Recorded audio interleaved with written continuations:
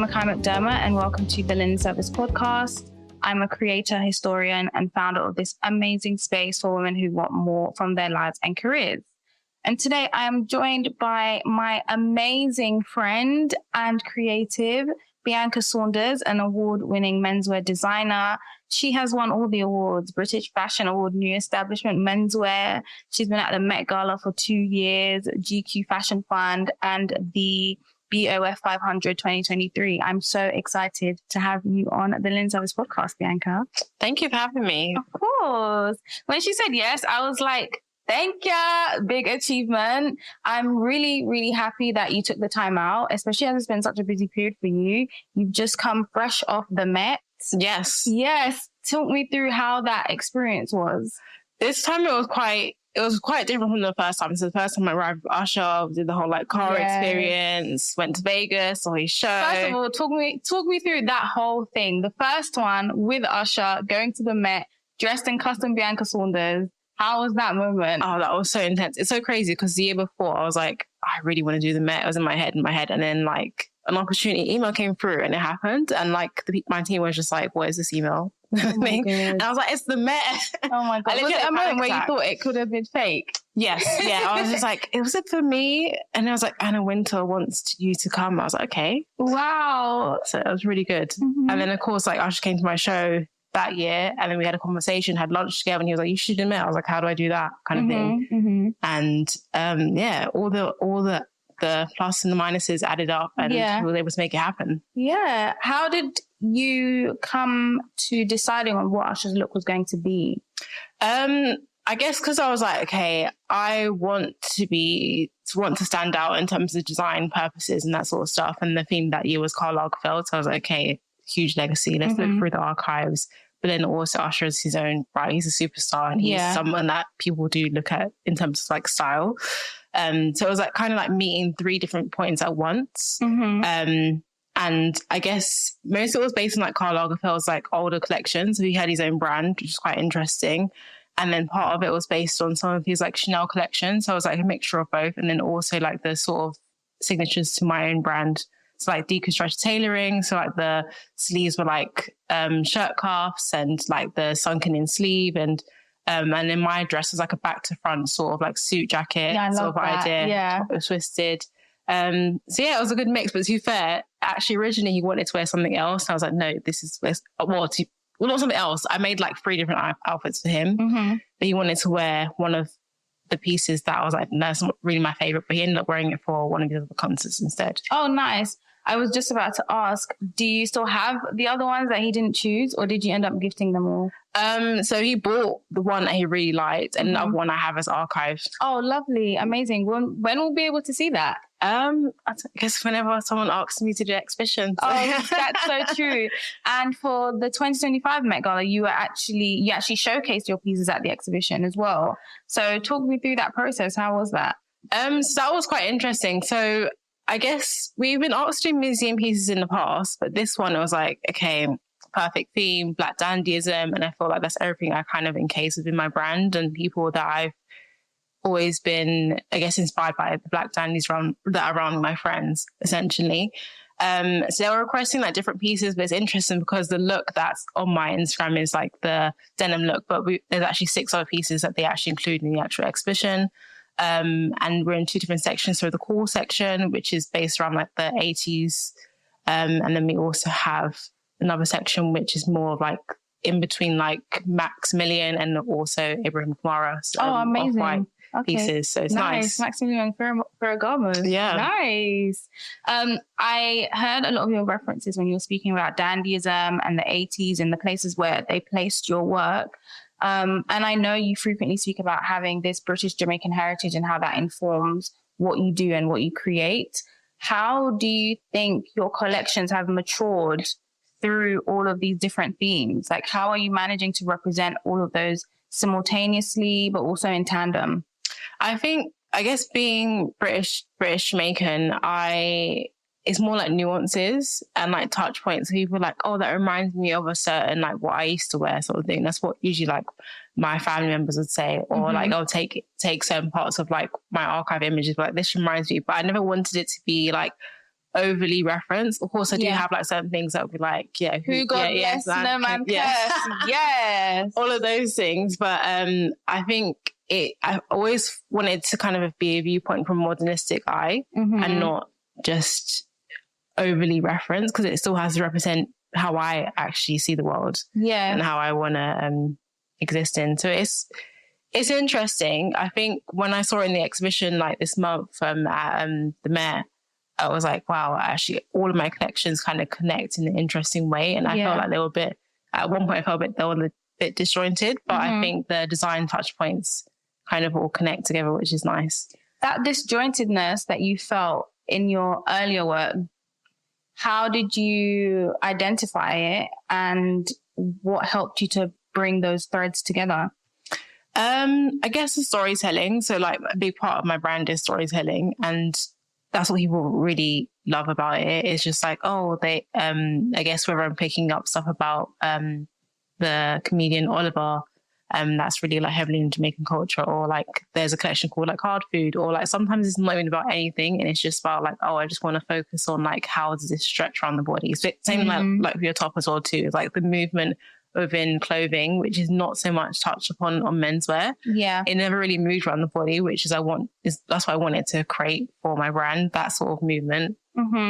And this is a quote from GQ, by the way. Your designs are a constant interrogation.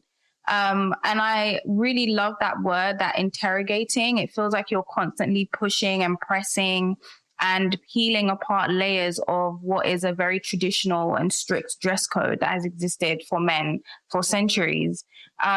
This soft minimalism, how do you approach this redefinition and this continuation of an interrogation, which I think has separated you actually from so early on in your career? And it's so lovely to see you mature in this continuous ask and push and pressure. So how are you continuing to approach that? I guess, to be fair, because I have about 6 months to make a collection and it's such a quick turnaround. I'm making like 40 to 60 pieces. So I can't lie to you. A lot of the things like, this is a mistake. I'm like, no, there's actually beauty in mistakes. So whether it's like, this looks a bit slightly weird, or like this was made a little bit wrong, I'm like, you know what, let's put on the model. But actually it's really good. So I think those are the things that's kind of helped me to kind of keep that constant questioning about my work and trying to improve it every single season. I think that has helped, the quick turnaround of things. Yeah. So yeah. I love that you spoke about the beauty in mistakes, because Chelsea also mentioned that a lot of her art comes from just doing something and just trying different things and seeing how they work, because you have an idea in your mind. And then when you bring it to reality, there's always like a different perspective that you gain when you do that. So I love that you said that. When you're speaking about your work having some references to your heritage and culture, but also an aspect of realism and modernism that feels very true to you, how are you thinking about your earlier fashion references, like visual ones, emotional? I know that you have the 38 Love Lane zine, which you speak really dearly about your mother and her memories of Jamaica and the Caribbean. Have those shaped your eye as a designer? So my mum has, to be fair, we've lost a lot of pictures like from moving around and stuff like that. So mum has like this particular book that she's kind of kept, and I use that a lot in terms of her reference. Well, my references, because I guess that what hers is mine now. So it's like my uncles in terms of like what they wore, or like even just the vibe of it all as well too. Because I think like there's this sort of like when Jamaicans from Britain go back to the Caribbean, there's this idea of like foreignism, or like you're not from here kind of thing, and this sort of Britishness that's kind of attached to it. And I feel like that's what we kind of love, that sort of like everything's proper, everything's put together. Yeah. If you're dressing correctly, look right sort of thing. And I think that's what I try to explore quite often in my work. Yeah, I love that you said that, like, look proper. That's such a quintessential Jamaican terminology or Caribbean terminology that a lot of our mums would do. Like, my mum would be pressing my school uniform every Sunday, and I would be going to school sharp and ready and proper. And she would always say, make sure you look good when you step out of the house. And I love that you've taken these intimate moments between family members and brought them onto a center stage, and it comes out so succinctly, I think, in your work, like this intimacy, this movement in something that is traditionally quite restrictive. So I really love that. I love your craft. Thank you. You have a unique creative process. You have unique tailoring, your silhouette manipulation.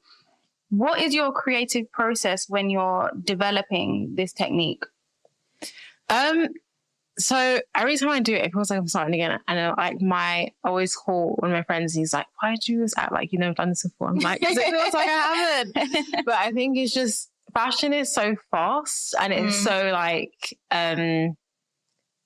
you want to stand out. And it's just like, how do I make myself like the word of the moment for the year, basically? Yeah. So I try to be like, I think about it for a bit, then I remove myself. And then like, I love exhibitions. I love watching like films and stuff like that. So sometimes I feel a lot of things that do spark things is conversation. So I'll like speak about it, or if I just take pictures of everything, even if it's just like a guy walking down the street and it's like his jacket just twisted slightly. I'm like, oh, that's really interesting. And how do I recreate that? So every collection is kind of different. So I might start with a mannequin, might start with like going to an exhibition, talking to friends, or I guess to be fair, there's a timeline. So sometimes I just have to start and then it just comes out as something, which is great. Do you have a favorite collection? And I say this to mean one that you felt represented where you were mentally the best. I'll mention two. So autumn 2022, autumn 2022. That was my first collection, which I showed in Paris. And that collection was just like, okay, people don't know me here, and I just wanted this award and that sort of thing. Because when I was up for the prize, I was up against quite a lot of designers that were a bit more established than I was. And it was basically, it didn't have anything so strongly involved in my culture, but I was like, okay, the music that I was going to use is going to really say that, and that mix of things.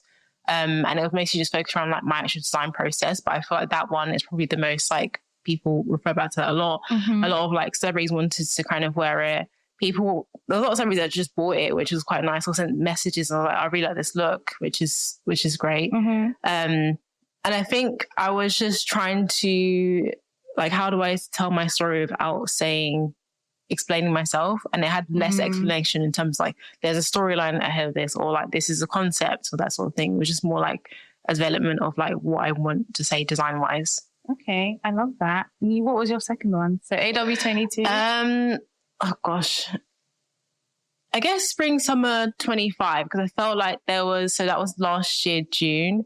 And this collection was based around like tourism, but I feel like it was the most flamboyant collection and probably the most fun. Yeah. There was like a lot of different textures, like from the sequins, like graphics, and I like love drape. the sequin trousers. Oh yeah, those are fun. Yeah, the deep teal. Beautiful.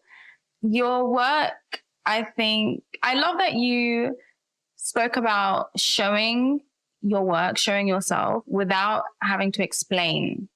And I think a lot of what makes a great designer is someone who's able to communicate their emotions and their internal workings on this piece of clothing, on this body of work, and they don't have to say, this is what this is.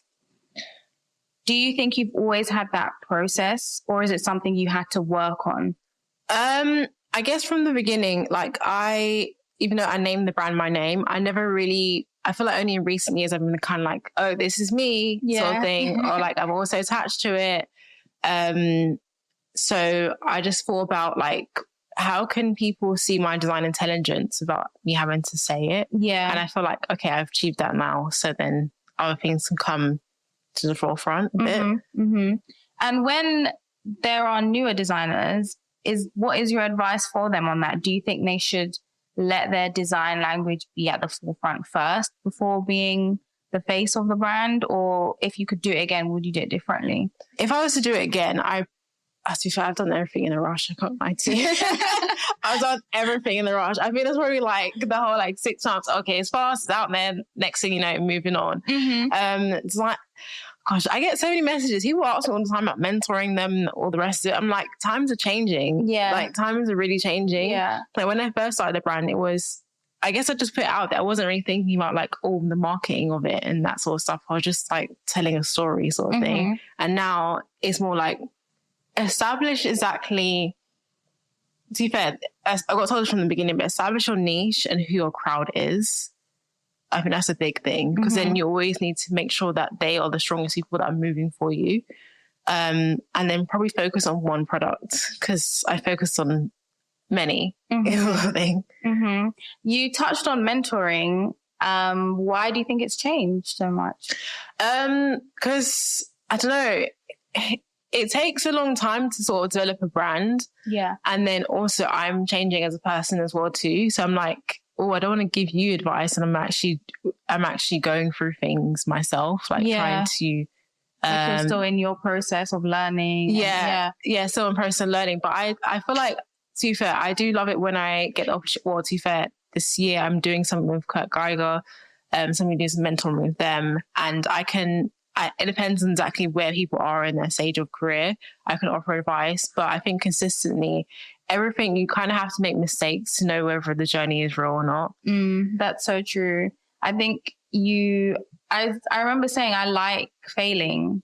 I think it's really important to fail sometimes, because you need to be able to understand what your parameters are at the moment, what your limitations are, if you have any, and how can you lose at something and get back up and are able to get back on the horse.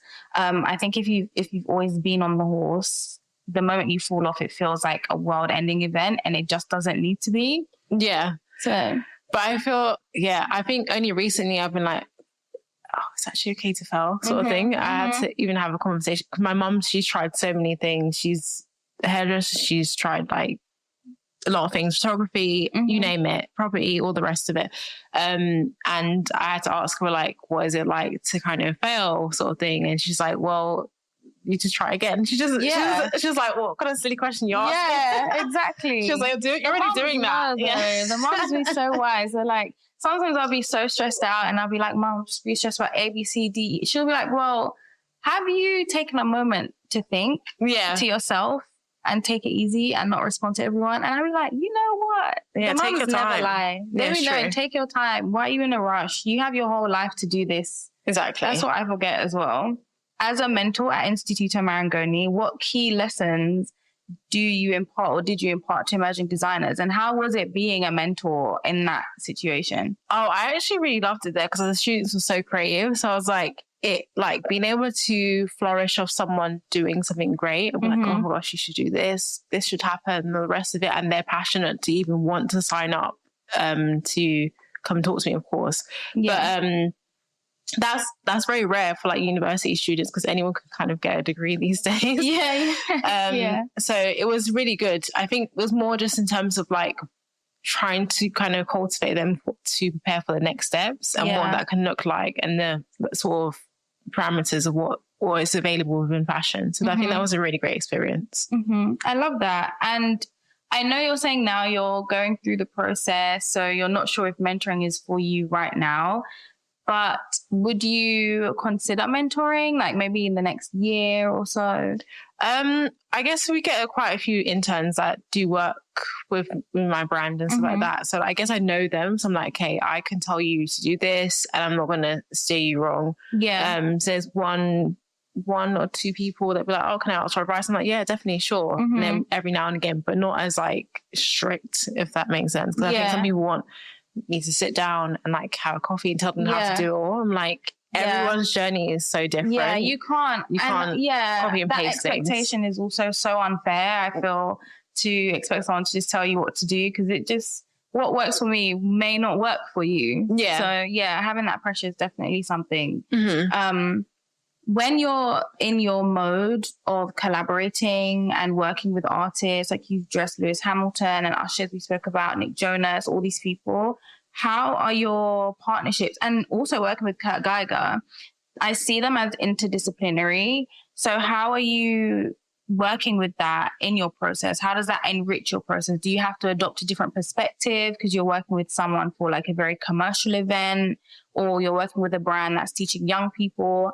How has having that factor influenced your process? I guess the best example is probably like most recently with Stefan Diggs. So he doesn't have a stylist. Like he's so fashionable. Wow, on his own? Yeah, on his own. Wow. Doesn't have a stylist. And he wears your stuff, so you know he's stylish. No, literally, definitely. Like, so we kind of worked together in a more collaborative sort of way. So he was like, okay, he knows how his body feels, and he knows how he wants it to fit on him.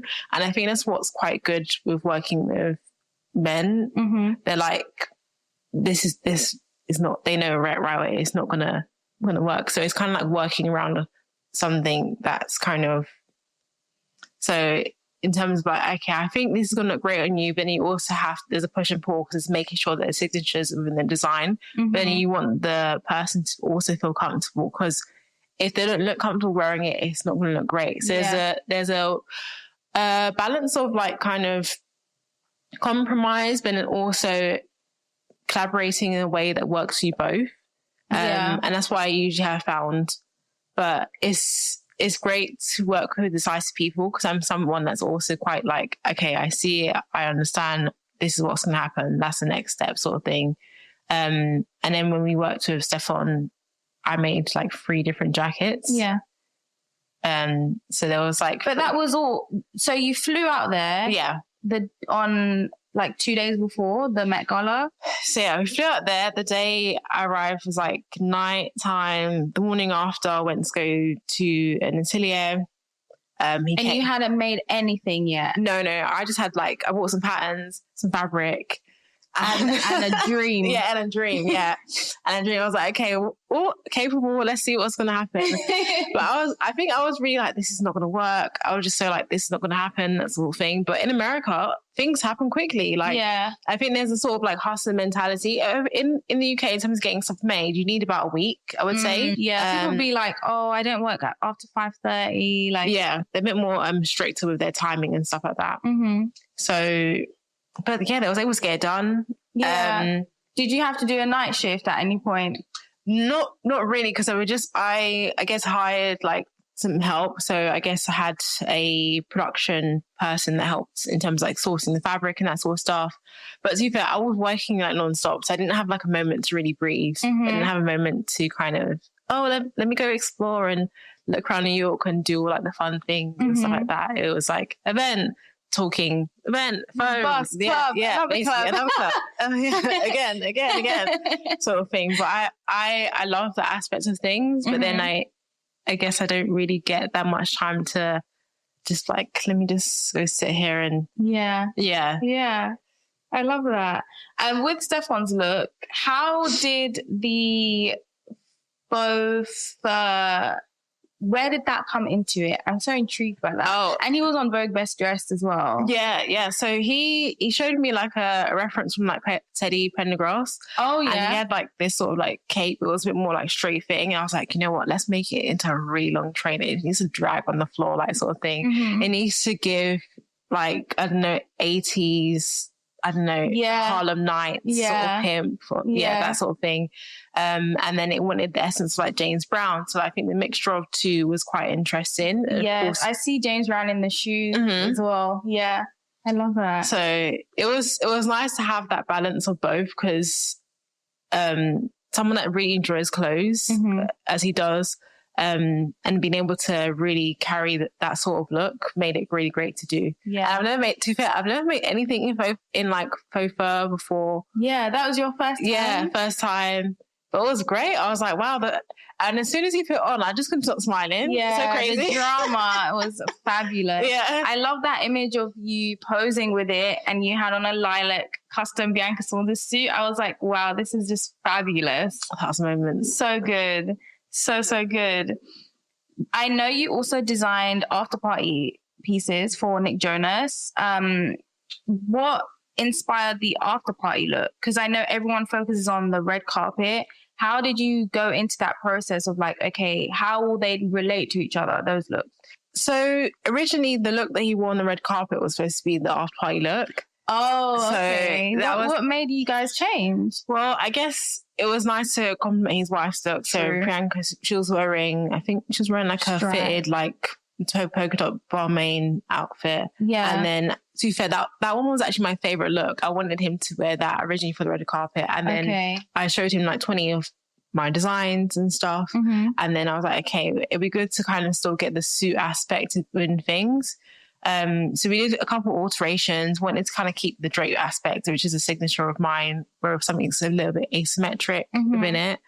And then I guess use some of the extra fabric to make a top underneath, which is really good. I love that. And I said stripe earlier, but I was speaking about the pinstripe suit, the after party look.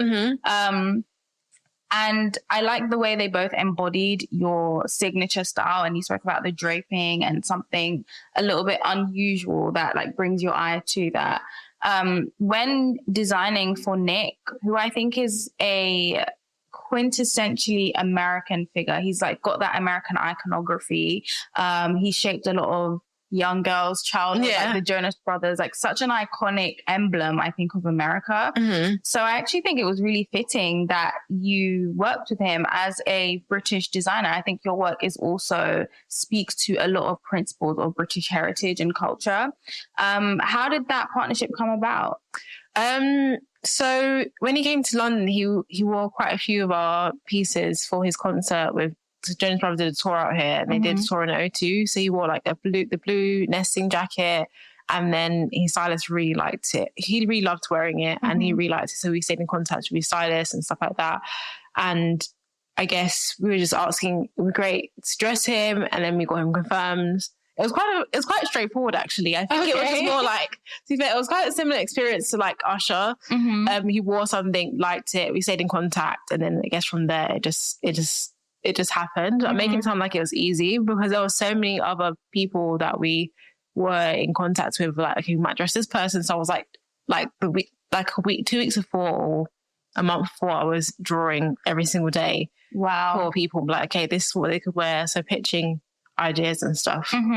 When you spoke about both looks, this is both for Stefan and Nick, you spoke about the Harlem Renaissance, dandyism, and the 80s.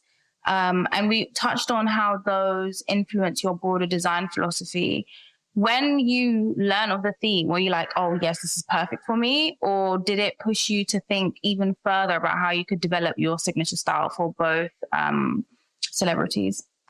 I felt like the theme was quite broad, because a lot of the set pieces they actually chose for the exhibition were quite different. So one looks, it was like a yellow cape, like a rain mat, and like a slim fitted set. So I was like, there was either way it could go, but I think, of course, tailored to you, a lot of people went more the tailoring route of things. So I was like, okay, let's show the skill sort of thing. And I guess luckily enough, we had the atelier at Edition to do all our fittings and stuff. So I wanted to more flex that muscle. I think everyone, to be fair, as soon as the theme was announced, everyone was like, this is for you. You definitely need to be there, sort of thing.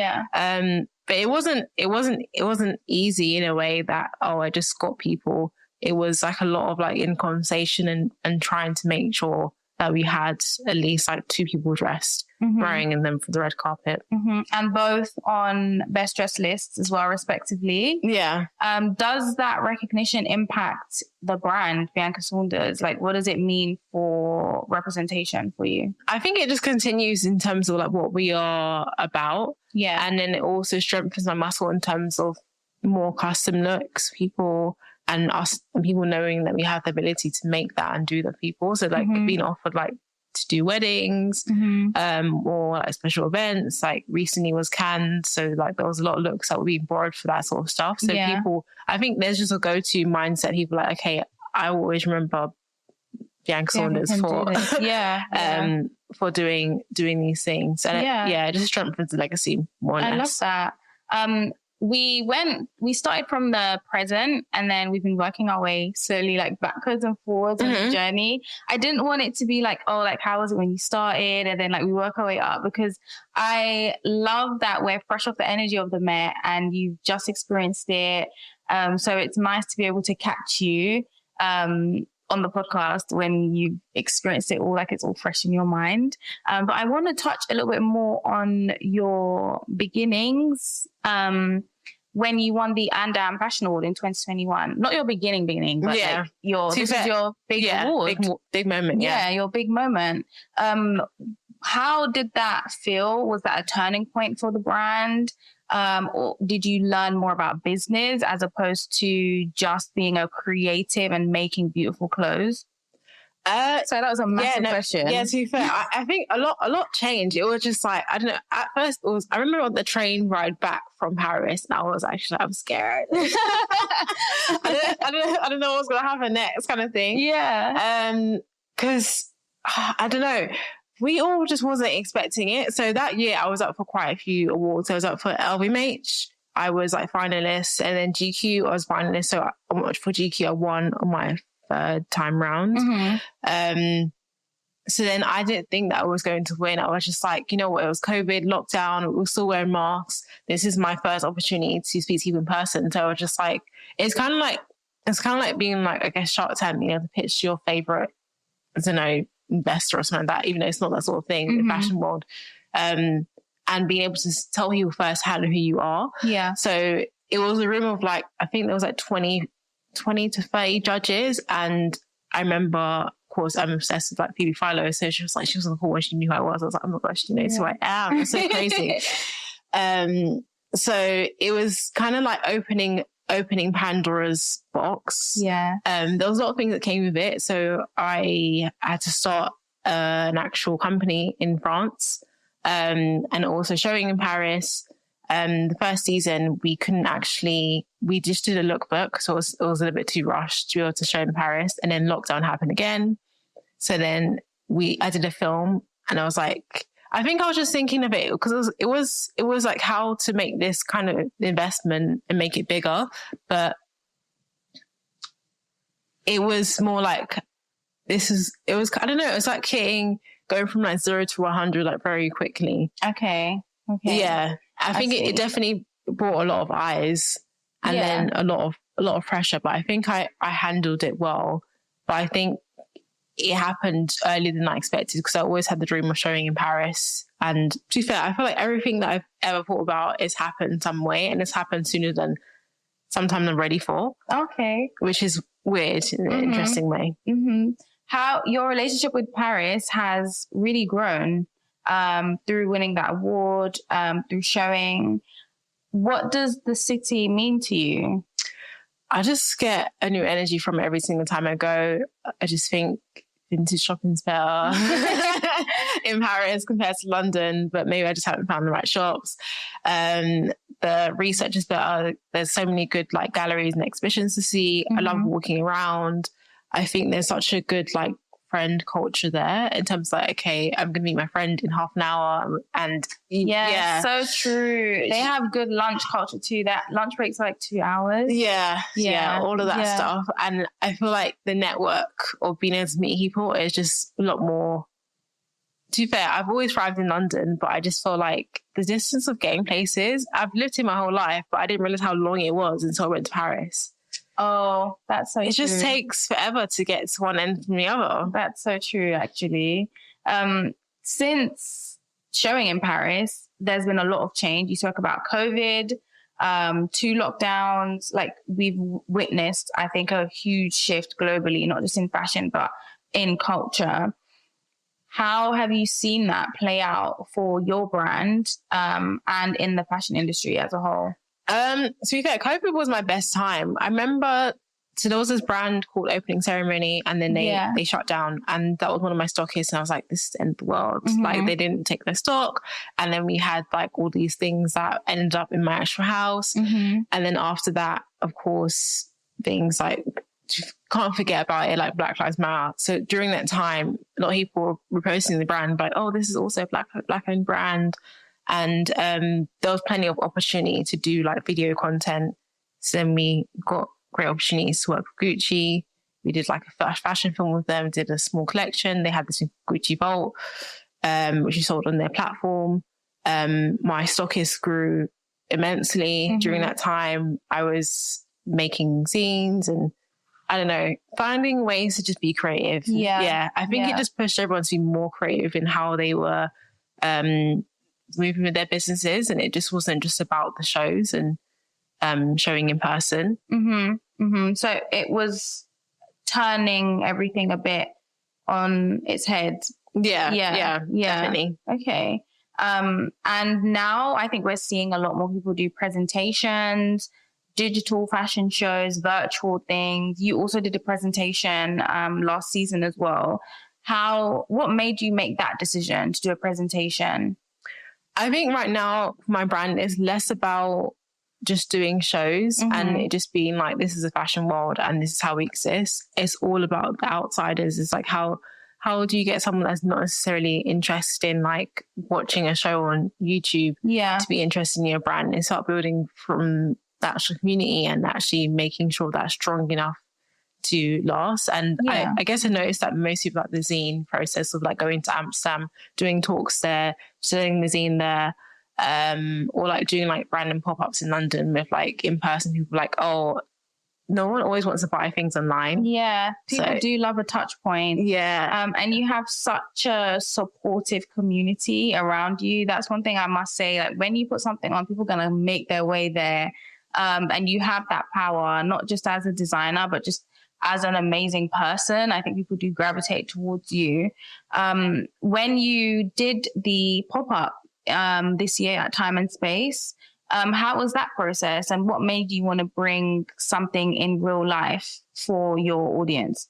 I guess I love design as a whole, and of course Time and Space, they are design ateliers, so they have like a lot of like vintage furniture pieces from a certain era, and I got the opportunity to make a furniture piece. I was like, it'll be good to kind of like, what is a small created store going to look like out of like kind of makeshifting of moving things around and making a world of I guess my brand. Yeah. So I think that was a great way of connecting, and it was nice to have that opportunity, because in the past it's like we just had like an empty shell and we just had like a couple of rails, and then everyone has to just dream exactly what the store's going to look like. Which I think this gave them more of an idea in terms of like what I'm interested in design wise. Okay, I love that. So you were able to create a more holistic world of Bianca Saunders that existed beyond clothes. It was also furniture and reading and books and art. So that's really beautiful.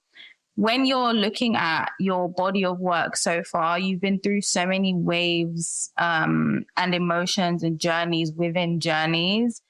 What moments have felt most significant for you outside of the awards and headlines? I guess just walking around and people like, oh, I love your work. And I'm like, it's up to me. You know, I am. I'm joking. I think just general people that are not involved in fashion finding out about what I do and being able to influence younger people or even people that are my own age as well too. So I think that's been quite important to me, because I was like, I remember when I first started the journey and then someone said to me like, you know, you're going to be the only one sort of thing, or like you're going to exist in a small world, or people are going to scrutinize you in a more harsher way because of who you are, and that's a lot of pressure. There's a lot of pressure to put on someone who says they have a dream to do something. Definitely, because I think in the beginning it kind of made me feel like I should just act a certain way or appear as someone, which I guess it was necessary in the beginning, maybe, I don't know, but now more so, the more real you are, people just love the real recognize real. I so agree with that. The more yourself you are, you find your crowd, your people that really resonate with your values. That's so true. And I think you've really exemplified that in your community touch points, but also in you creating this zine. And it was like a cross-cultural exchange between working with Kwabena, who's based in Amsterdam, but also being of Ghanaian descent, and you yourself being British-Jamaican, and then you guys going back to Jamaica and doing this project. I think that speaks to your value system as a person, and what you've translated through Bianca Saunders is this like worldly experience through your eyes as a British-Jamaican woman, but as someone who has traveled, who enjoys Europe, who is European also. I see that reference in your work. Yeah, that's true. Yeah. And I really love that. What made you say, you know, I'm going to do the zine? Because you spoke about doing them before and then you took a big break. So why did you say, you know what, I'm just going to make this? I guess I meet so many great people. I'm like, oh, we need to collaborate. We need to work together and that sort of thing. And I guess the trip kind of came about looking through exactly all of like my images I have. We need to do this now, sort of thing. And I feel like once an idea is old, you just forget about it. So it's just like kind of, we're going to make this happen by any means, sort of thing. Yeah. And luckily enough, Quaben has introduced me, the person that actually did the whole art direction for the zine. So Juan, he has his own agency. He's based in LA, and then he also has an agency based in London. So it just felt more elevated, and more considered. Even we had like a casting director that's based in New York, but she's also based in Jamaica. Like it was a nice like sort of mixture of people collaborating together to make it happen. I was like, it was inevitable that it just. To be fair, we was going to release it in November, but then I think April was the right time to kind of have its own moment without it being attached to any sort of event. Yeah, and I love the discussion you had, the panel with Kwabena and Dr. Alima Gray. I think her work is absolutely amazing, and it was really lovely to hear you all, as diaspora, speak about the Caribbean, not as this abstraction, but as people who visit and live there and know your families there and know the day-to-day. And what she said really rang true when we're speaking about the Caribbean. It's not just dance hall and sound clash and culture. Yeah. It's also the teachers who are going to school every day and doing their work, and the healthcare system, and driving on the good road because they finally built it. And those small things. And I love that you have been bridging that gap.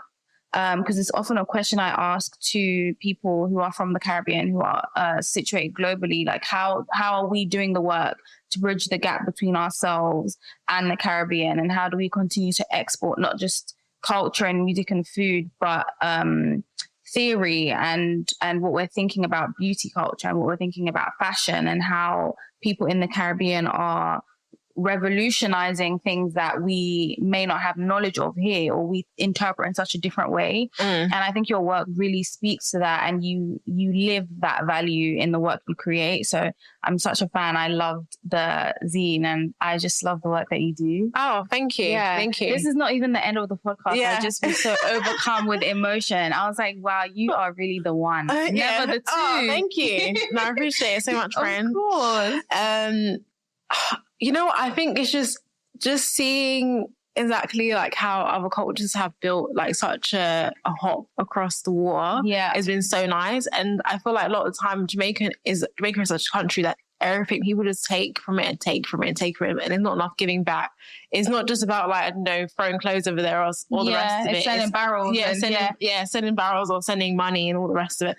But it's all about actually creating a stronger infrastructure. People can actually exist there and also feel like their work is celebrated. Yeah.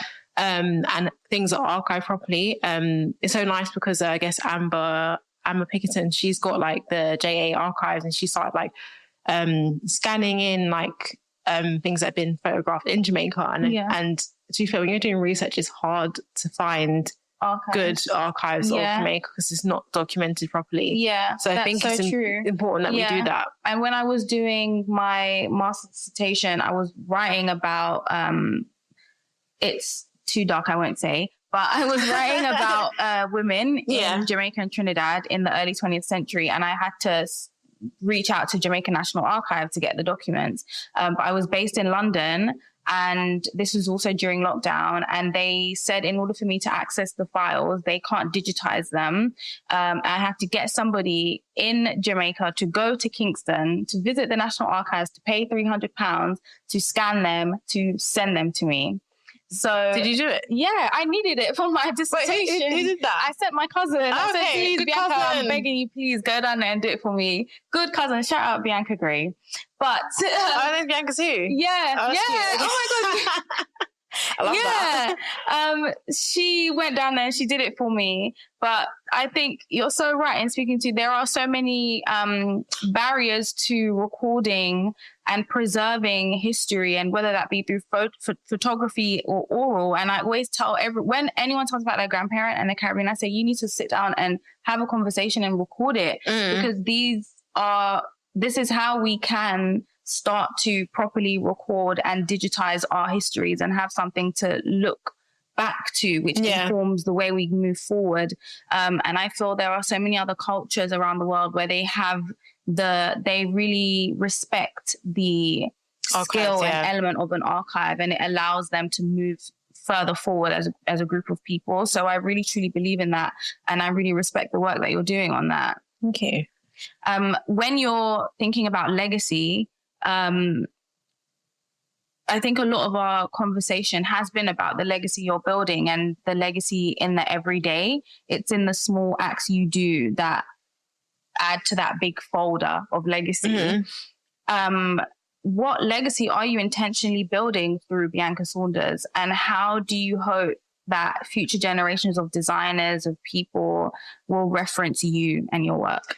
I guess right now there's such a strong culture of people buying vintage and like archive. I want to be part of the mix. Like, I want someone to pick up like a shirt and be like, oh, this is from that season collection and it was so good, and it lasted the test of time and that sort of stuff, and it feels like it could still exist within the wardrobe and not feel old. Yes. And I think that's why there's like quite a lot of designers that are being like re-celebrated. Like, of course, you have like Gautier that's been like celebrated for his archive because it's so strong and it's so like relevant to the time that we are in now. And with fashion, it's quite like throwaway. So sometimes a lot of things can be forgotten about. I think it's just making sure that the point of design that I'm doing is going to shift things enough for it to actually be a bit more of a movement, and it to kind of really cultivate a stronger, distinctive crowd.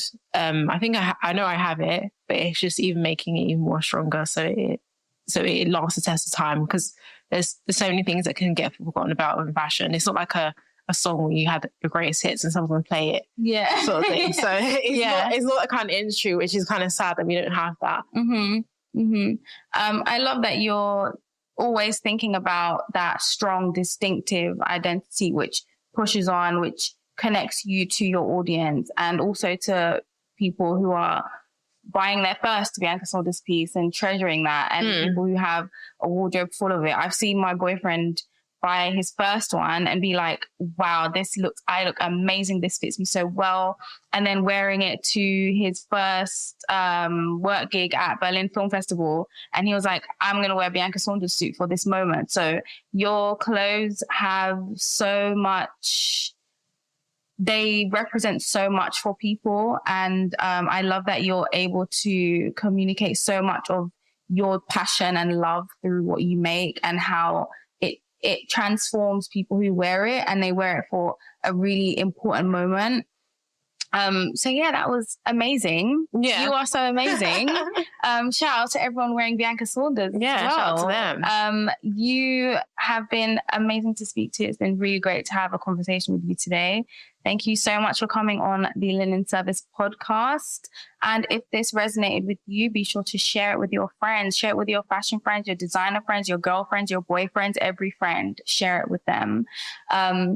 It's been great having you. Where can we find you online? Yeah, you can find me on Instagram as Bianca Saunders, or my personal account, which is Bianca Robin. And we're on all the social media channels as the same name. So thank you so much for listening. I will see you in the next episode. Goodbye.